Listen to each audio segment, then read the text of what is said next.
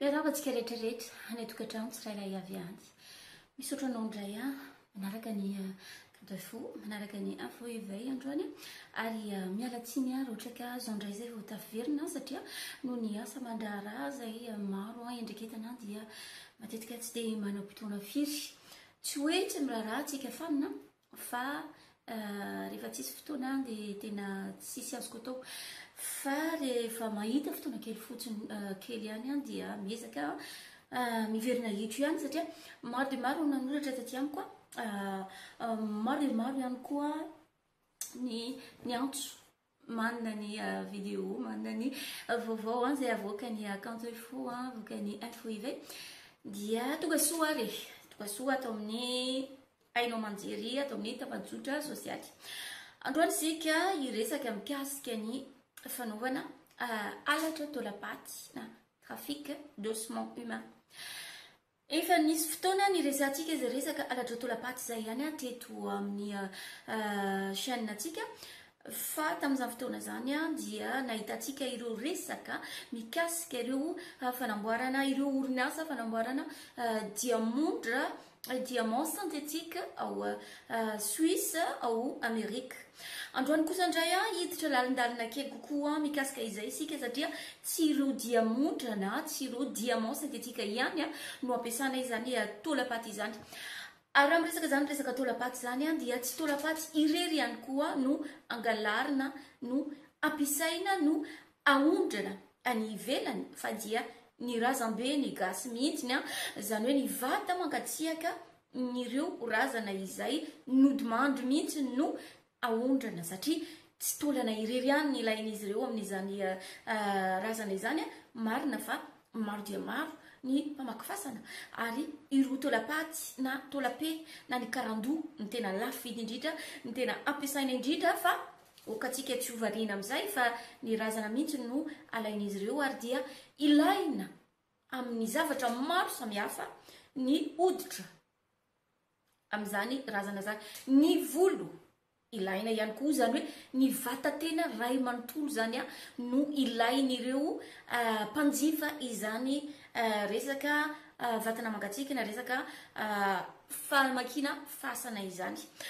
Toko anatin'ny ohatrany mazatra ihany amin'ny documentaire kely iray dia afaka dia miverina hitro ihany tenako avy eo manao conclusion kelikely fohifohy fotsiny fa andolo arahina avy hatrany aloha mikasika izany resaka fakifasana resaka fanodikodinana razany malagasy izany. Nanomboka tany amin'ny taona 80 tanoany efa nirongatra ny halatra taolapaty to Madagasikara. Maro ny zavatra ilain'ireo mpanao trafika mikasika izany halatra taolapaty izany. Tsy ny taolapaty irery ihany no ilain'ireo mpanafatra ireo taolana ireo fa dia ny razana iray manontolo satria akoatra ireo taolana maro be izay ilaina toy ny taolampe karandoa sy ny maro samihafa dia tadiavin'izy ireo mpanjifa ireo ihany koa ny hoditra sy ny volo izay avadika olavenina ary ampiasain'ireo orinasa kosmetika ampiasaina amin'ny menaka anakanana ny fahanterana ary ny taolana kosa indray dia ampiasaina amin'ny resaka fahasalamana toy ny fanaovana greffe amin'ny olombelona izay mitady greffe amin'ny taolana. Ampiasaina ihany koa amin'ny fanaovana solonify ary ampiasain'ireo mpanao trafika na zava-mahadomelona toy ny héroïne sy ny cocaïne. Etsy andaniny ihany koa ny fampiasana izany taolapaty izany anaovana diamondra artifisialy. Ity resaka halatra taolapaty ity dia zavatra tsy dia zakany malagasy satria misy asina lehibe amin'ny malagasy izany resaka razana izany. Ary mandinika tsara mikasika izany fomba fiasan'ireo mpamakifasana na ny manosika azy ireo anao izany resaka vakifasana zany ary koa ny olona izay maniraka na miara-miasa amin'ireo dia tsy tokony hiala lavitra ny malagasy ihany isika satria matoa misy ny fasana vakina dia tsy maintsy ny manodidina ny mpiandry fasana na ny fianakaviana ilay tompony fasana ihany no ny ray tsy kompakomba amin'izany famakina fasana izany. ary avy eo ny fanondranana kosa indray dia tsy maintsy miara-miasa ihany koa amin'ny fitondram-panjakana na mpitandro filaminana manana grady ambonimbony ary dia mbola gasy ihany koa satria tsy ireo malagasy no manafatra izany fa tsy maintsy ahondrana anivelana toy n'ireo arena tibon-tany toy n'ireo zavatra izay momba sy mikasikasika ny Madagasikara ray manontolo dia efa era-mahalala fa anivelany daholo no misy izany rehetrarehetra izany. Maro dia maro ny orinasa manafatra ireo torapaty ireo maneran-tany ary matetika ireo torapatina vatana mangatsiaka aty Afrika no tena ilain'izy ireo. Ny voatondro molotra voalohany mikasika izany alatra torapaty izany dia ireo firenena sinoa. Tsy adino ihany koa nefany fa misy orinasa maro dia maro toy ny orinasa Suisse izay mpamokatra diamondra artifisialy izay mpanafatra taolapaty ihany koa. Etsy andaniny ihany koa ny orinasa Chirec izay ao Bruxelles. Eo ihany koa ny banky ny taolana izay hita ao France izay banky fanangonana na fitahirizana taolana na hoditra izay nisokatra tany amin'ny taona 1970 sy 1990 tany hoany. No ireo fiaraha-miasa amin'ireo gasy izay manana ny toerana ambony misy azy dia voatampona haingana na ahiditra ponja aingana na koa ratsiratsy kokoa noho izany ny manjo raha ohatra ianao ka hiezaka na raha ohatra ianao ka ikitikitika izay zavatra tsy tokony ho kitihina ikaroka ny mikasika ireo razantsika izay very nanjavona naondrana navadika menaka atao amin'ny hoditra ireo vahiny. Ny razantsika izay naondrana navadika ho diamondra mahafalifaly sy mahasambatra ireo vahiny izay efa manana ny maha izy azy. Mbola ireo razantsika ihany koa no ampiasaina amin'ny grefy na hoditra na grefy na taolana ho an'ireo vahiny izay mila grefy na hoditra na grefy na taolana. Ary mbola ireo razantsika ihany koa no avadika ary afangaro amin'ny zava-mahadomelina. Raha ny diamondra manokana dia vita avy amin'ny lavenona ny volo na lavenona avy amin'ny volon'ny olona izay efa nodimandry. Ny atoma carbone amin'ny diamondra dia avy amin'ny lavenon'olona izay simba. Mandritra ny enim-bolana eo no eo ny faharetany fanamboarana izany diamondra sintetika izany. Ny zavatra ilaina amin'izany dia vovo-paty na vovoka hoditra na vovona taolana 200 grama ary volo 10 grama no ampiasaina amin'izany. Ary ny vidiny dia manodidina ny 1600 € ka mahatratra hatrany amin'ny 20 500 € anoany. Ity resaka fanotsarana fangalana kolaziana na ozatra na zanak'ozatra ity dia ireo orinasa sinoa no manao izany. Izany hoe miala avy any Afrika na miala avy any Madagasikara ilay razana na vatana mangatsiaka na volo n'ireo olona izay efa maty na hoditra na taolan'ireo izay efa maty dia ahondrana makany Chine satria ao Chine no manao azy ary rehefa voavolavola tsara avy ao Chine dia aparitaka aty Europa. Anaovana chirurgie esthétique ho an'ireto ho an'ny karazan'olona izay te hanalehibe molotra na te hanalehibe ny nono na te hanalehibe ny fitombenana dia ireo collagène na ireo zana-kozatra izay avy amin'ny olona vatana mangatsiaka avy amin'ny olona maty no angalana izany zavatra ampiasaina izany. Ary izany mahatonga ireo olona manao chirurgie esthétique izay misy fempotoana ihany ny fetrany izany chirurgie ampiasaina izany ka sy mba ho azy ny taova manodidina ny toerana izay nanaovana chirurgie. Ireo fanaovana trafikana zava-mahadomelina indray kosa indray dia ireo karandoa na ireo taolape ireo indray tena maro ampiasaina ary dia arakaraka izany lokony amin'ny taolana izany. Raha ny taolana fotsy izy dia fangaro izy ireo amin'ny cocaïne ary taolana maizimaizina lokony dia fangaro izy ireo amin'ny héroïne satria sarotra amin'ilay alika mpanaraka mpanaraka zava-madomelona no mahafantatra manavaka ilay fofony ilay zava-madomelona ary moramora kokoa ny manondrona izany rehetrarehetra zany. Maro dia maro toraka izany ny zavatra vita avy amin'izany resaka tolapaty izany. Maro dia maro ihany koa ny zavatra ilaina mikasika izany razana izany fa tsy ny tolapaty irery ihany. Nojerevantsika teo ny diamant synthétique, nojerevantsika teo ihany koa ny chirurgie esthétique na ny produit de cosmétique, nojerevantsika teo ihany koa ny fampiasana izany tolana izany izay afangaro amin'ireo zava-madomelona izany rehetrarehetra zany dia hita aty Afrika fa no resantsika te Madagasikara. Zany rehetrarehetra zany dia hita ao Madagasikara ary efa nanomboka tany amin'ny taona 70 tany hoany no nanomboana izany resaka famakina fasana sy izany resaka fanondranana razana fanondranana tolapaty. Ary matetika moa rehefa tratra dia hitatsika hoe hitatsika amin'ny haino manjery ao amin'ny télé matetika dia tratra ireo mpangalatra azy dia asa ny zavatra tsy fantatra miverina any amin'ny tompony ve ilay taolana sa makaiza. Zany ihany koa dia zavatra mikasika ireo zava-madomelona rehefa tratra na dorana le izy na tsy dorana ahoana ny hafarany tsy hiditra amin'izay zavatra zay isika fa miverina any amin'ny tompony ve izany tolapaty izany sa ahoana.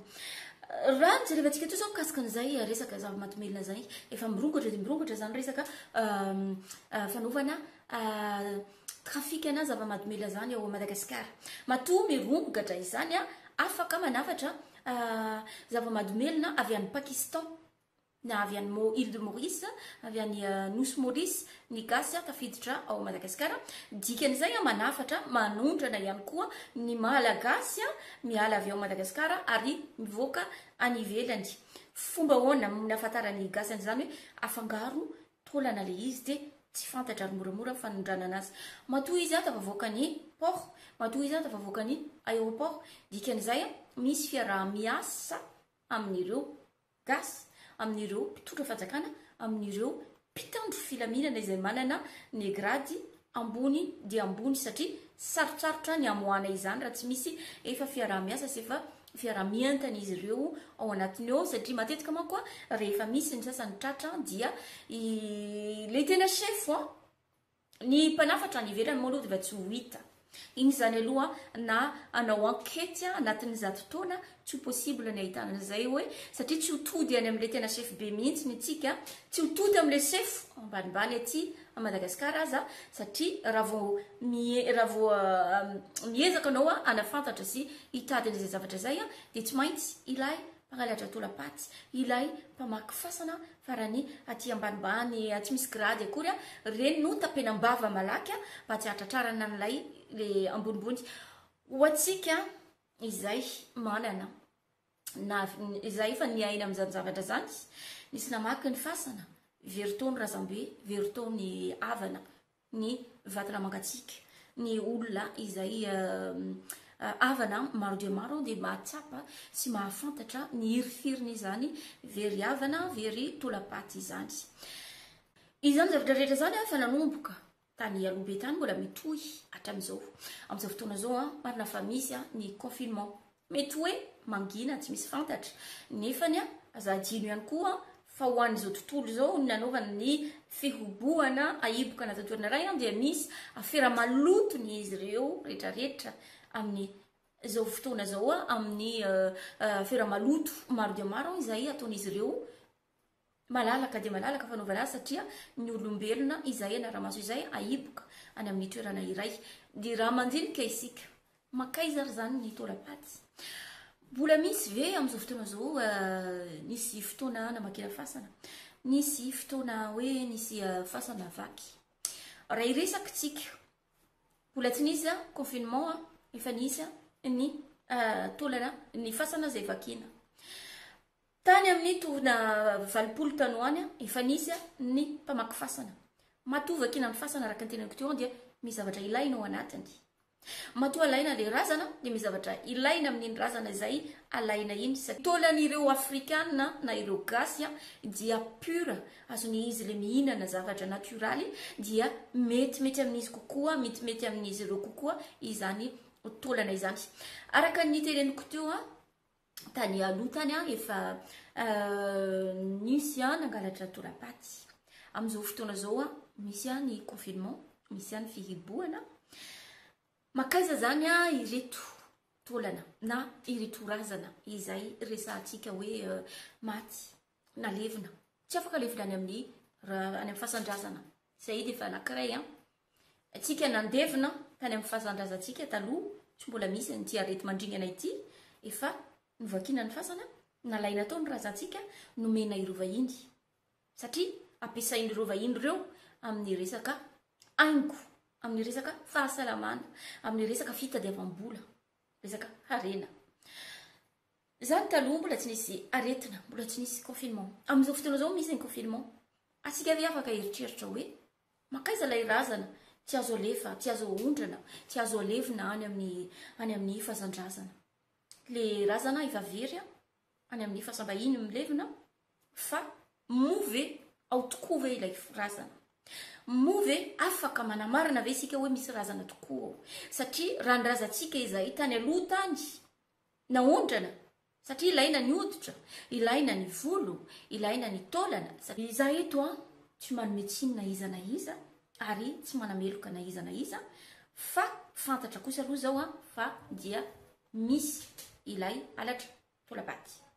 iny tsy azo idifina ary tsy misy afaka iteny hoe tsy marina zany matoa nisy izany resaka alatra tolapaty zany de misy antony oka tsy anome tsiny ny malagasy hoe anaovan'izy ireo fanafody gasy anaovan'izy ireo masobe tsy mahita matetika izay ny fahavoazan'ny gasy iray gasy samy gasy ihany no asaina miady iray gasy samy gasy ihany no omena fahadisoana mba tsy ahafantarana ny zavatra ao ambadika ireo rehetrarehetra mikasika ny Madagasikara dia vahiny no mivelona aminy na ianao velona na ianao maty dia vahiny no mivelona am'izany velona anao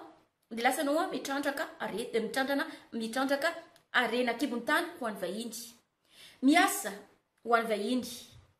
manao izay rehetrarehetra ho an'ny vahiny maty anao mbola miverina amin'ny vahiny ihany ny razanao miverina amin'ny vahiny ihany ny vatanao fa tsy afaka ho alevin'izy ao tsy afaka mipetraka eo na ny vatanao izay efa mivadika vovoka izay avadika ola velona dia mbola vahiny ihany no mampiasa azy zany hoe dikan'izay tsaratsaratsika gasy mihitsy mba mandiny tena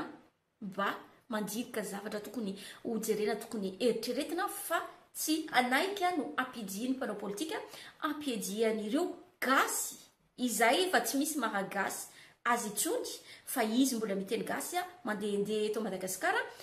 zay mbola mahagasy azy fa raha ny resaka mahagasy ny anarana na ny nationalité na ny rehetrarehetra ao an-tsainy na ny fombafomba fiainany efa tsy gasy intsony misotra nanaraka hatramin'ny voalohany ka hatramin'ny farany dia manome fotoana anao indray